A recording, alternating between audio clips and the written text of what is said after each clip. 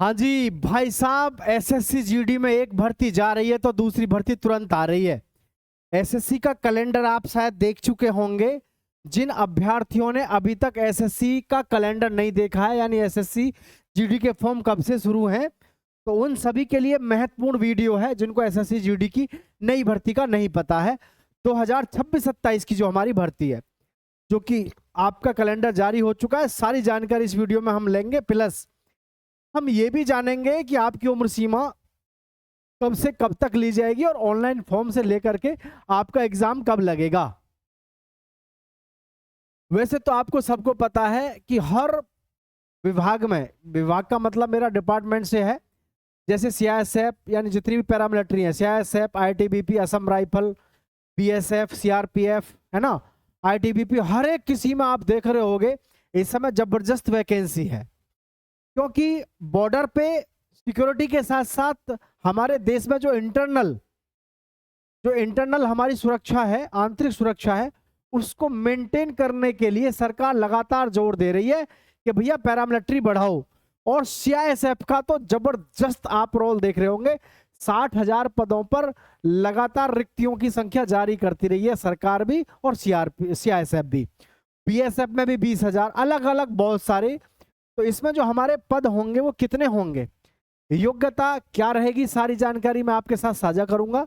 और मैं आपको एसएससी जीडी में ये भी बताऊंगा कि आप अपनी तैयारी जो कर रहे हैं वो किस तरीके से करें कि आप एक ही बार में सफलता ले जाएं। क्योंकि एसएससी जीडी में सबसे ज्यादा शोर शराबा रहता है कट ऑफ को लेकर के कि जी कट ऑफ बहुत ज्यादा जाती है। कट ऑफ इसकी कभी ज्यादा नहीं जाती है, दरअसल में इसमें नॉर्मलाइजेशन बहुत मिलता है, 10-10, 15-15 नंबर का नॉर्मलाइजेशन मिल जाता है, जिसकी वजह से स्टूडेंट्स होपलेस हो जाते हैं। ठीक है, तो पूरी जानकारी मैं आप सभी को दे देता हूं, सभी साथी ध्यान से देखिएगा। तो सबसे पहले आप इसको देखिएगा, इसमें क्लियरली मेंशन किया हुआ है, दोस्तों के साथ शेयर भी कर देना जो एसएससी जीडी में जाना चाहते हैं। ये तो देखो आपकी अलग अलग सभी की है, किसी की डेट एग्जाम की दे रखी है तो किसी की ऑनलाइन फॉर्म की। यहाँ देखो ये तो होता है आपका पेपर, ये होता है मंथ ऑफ एडवर्टाइजमेंट यानी कि नोटिफिकेशन की डेट, ये होती है आपकी closing date. Month of advertisement कह लो या ऑनलाइन फॉर्म, ये होता है आपका किस डेट को आपकी अंतिम तिथि रहेगी। ठीक है, तो देखो ये है constable GD in central arm police force, CAPF, NIA, SSF and rifleman GD in Assam rifle, examination 2027। तो 2027 की जो हमारी भर्ती रहने वाली है असम राइफल की, ठीक है, ये आपकी कब कैसे है इसको ध्यान से देखो। एक बात ध्यान रखना, एसएससी जीडी की भर्ती हर साल तो आती ही है, लेकिन अब जो ये भर्ती है अब इस पे ज्यादा जोर है, ज्यादा वैकेंसियों को लेकर के, समझ रहे, ज्यादा वैकेंसियों को लेकर के। क्यों है? क्योंकि पैरामिलिट्री में जवानों की संख्या को लगातार इनहेंस करना है, लगातार अब बढ़ाना ही बढ़ाना है। ठीक है, तो आप देखें इसकी जो हमारी एग्जाम है या ऑनलाइन फॉर्म है, तो इसका जो ऑनलाइन फॉर्म भरा जाएगा आपका सितंबर 2026। ठीक है, सितंबर 2026 में इसका ऑनलाइन फॉर्म भरा जाएगा। इससे ऊपर अगर आप यहाँ देखें, sub inspector in Delhi police and central arm force यानी सीएपीएफ, सीपीओ की जो भर्ती है वो कब होगी आपकी, मई 2026 में इसमें आपका हुआ ही है, उसमें कोई शक संदेह वाली बात नहीं है। तो ये जो हमारी डेट दे रखी है ये है सीबीई, सितंबर 2026 में।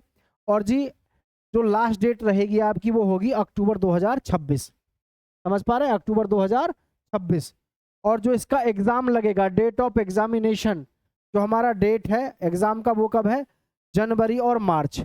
पता है ना आपको भाई, 2 महीना 2.5 महीना कम से कम पेपर चलता है किसका, एसएससी का। एसएससी जीडी में जब फॉर्म भरे जाते हैं कम से कम 40 लाख और 48 लाख इसका शिफ्ट के हिसाब से एग्जाम होता है।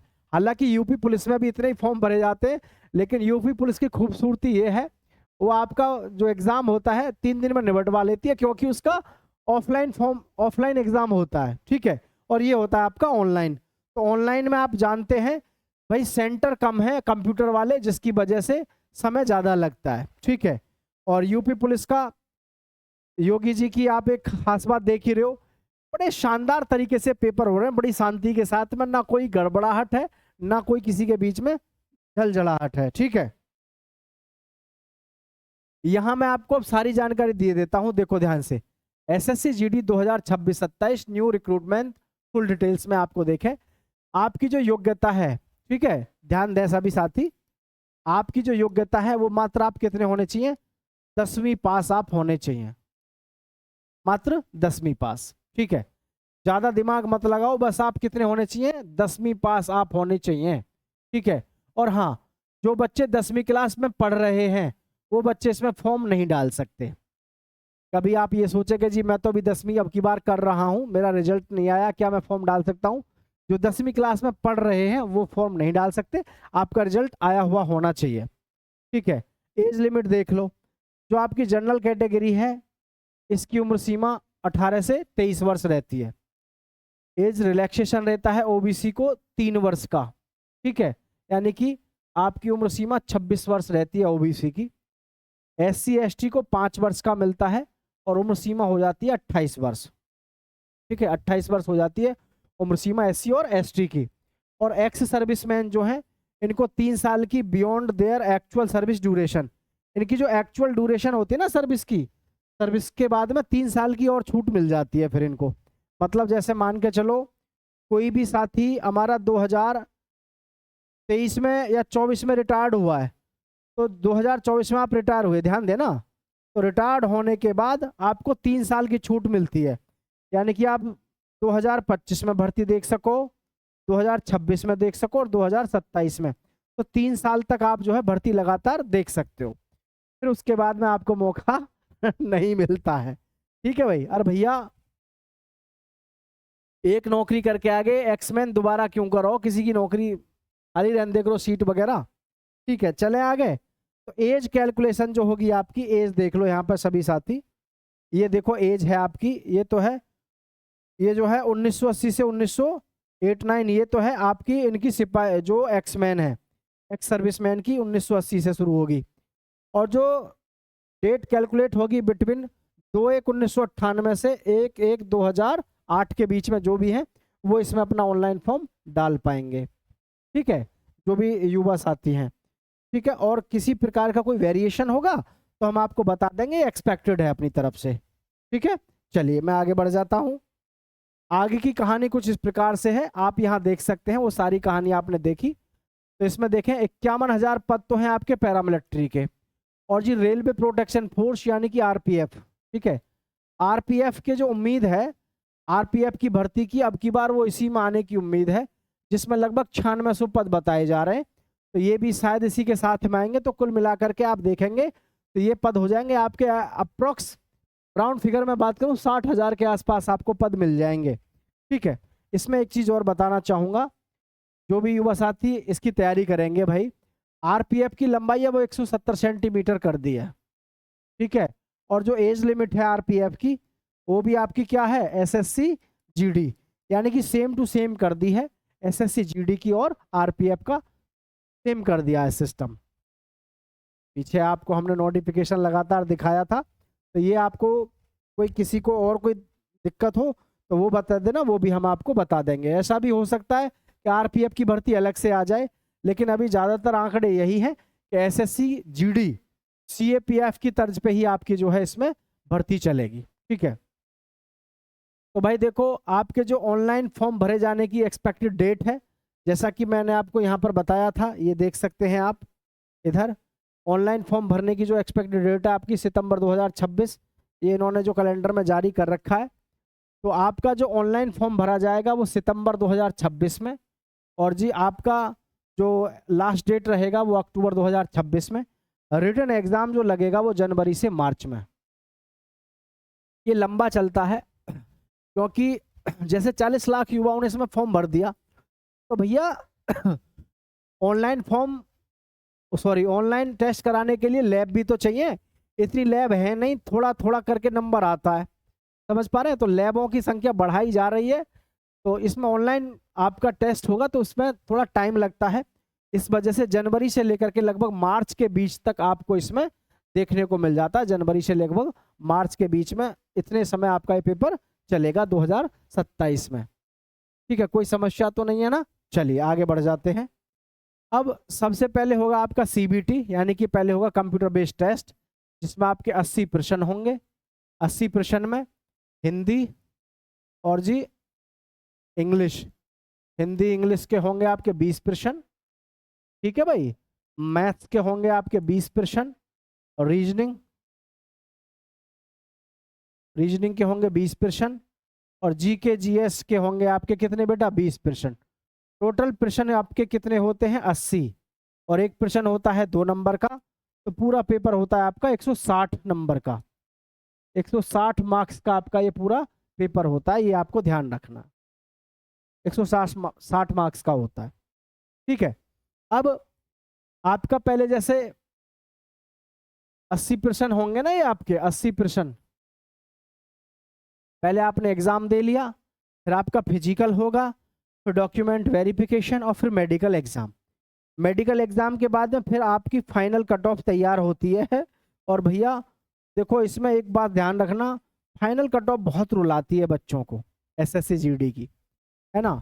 एसएससी जीडी की इसलिए ज़्यादा रुलाती है, इतनी बढ़ जाती है कि एक बार को तो दम सा निकाल देती है, तैयारी करने वाले युवाओं का भी दम सा निकल जाता है। क्यों?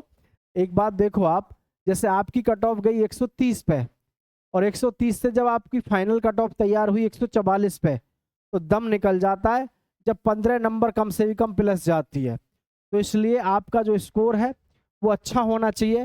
हालांकि इसमें एक खास बात और भी है, और थोड़ा नसीब की भी बात रह जाती है कई बार नॉर्मलाइजेशन से, कि क्या पता आपका किस शिफ्ट में पेपर हुआ और आपको नॉर्मलाइजेशन कम मिल गया, ज़्यादा मिल गया, ये भी चीज़ आपके मायने रख लेता है इसमें, ठीक है। तो ये चीज़ ध्यान रखें।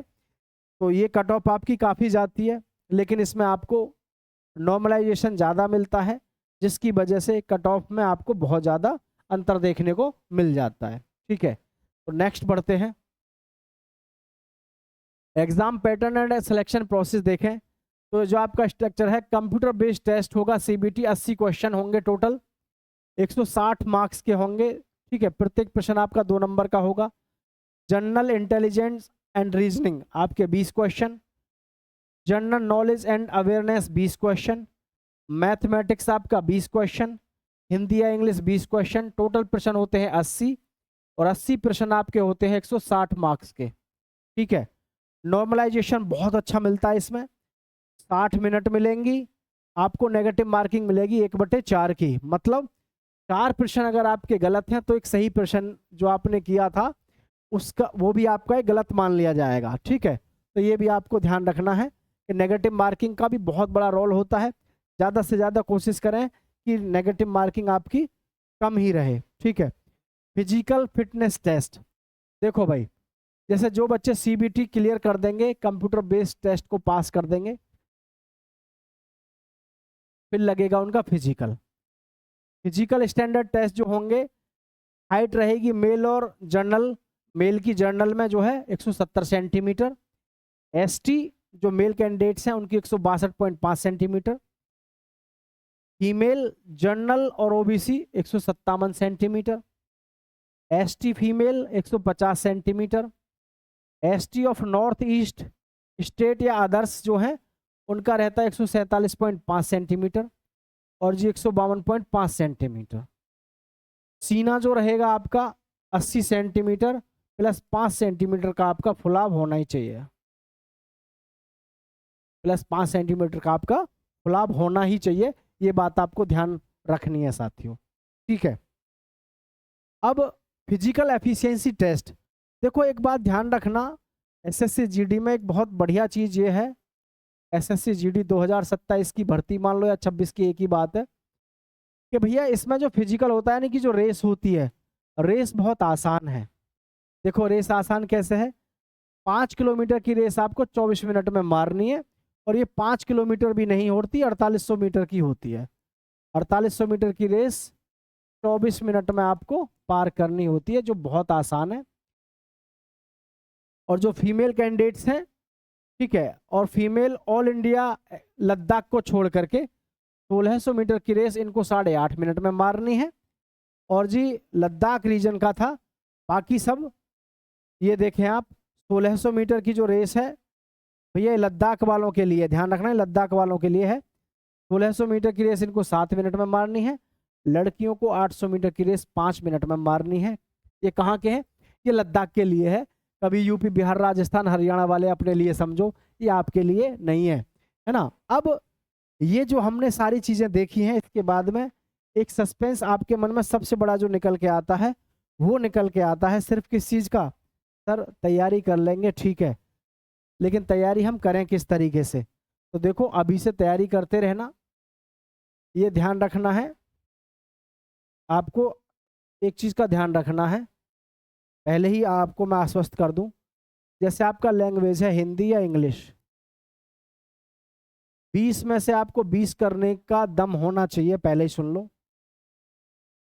मैथ्स में आपके 20 में से 20 करने का दम होना चाहिए, रीजनिंग रीजनिंग में भी 20 में से आपको 20 करने का दम हो, जीके में 20 में से आप कितने करोगे वो आपके ऊपर डिपेंड करेगा, लेकिन आपको अभी से अपनी तैयारी, अभी आपको 7-8 महीने मिल रहे हैं, 7-8 महीने में एक बात ध्यान रखो, एसएससी जीडी का जो पेपर का लेवल होता है वो बहुत आसान होता है, बहुत अच्छे लेवल का नहीं होता, बहुत आसान होता है।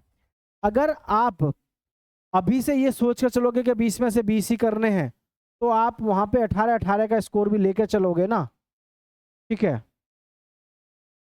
18-18 का